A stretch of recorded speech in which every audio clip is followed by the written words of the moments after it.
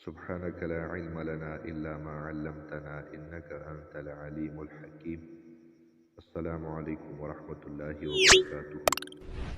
زما رونو خویندو نن د یو بلې وظیفې سره ستاسو په درانه خدمت کې حاضر شوي یو.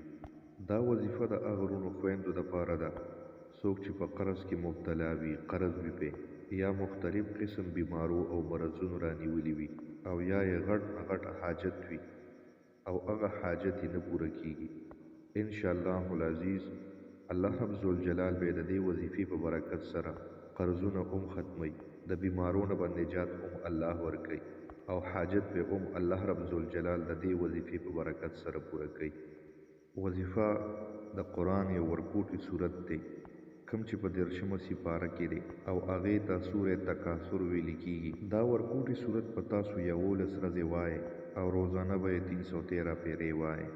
ان شاء الله العزیز الله رب ذوالجلال به د دې صورت په برکت سره ستاسو ټول قرضونه ختم کړي، بیماری به ان شاء الله په روغ صحت سره بدلی شي او حاجتونه به الله رب ذوالجلال پوره کړي.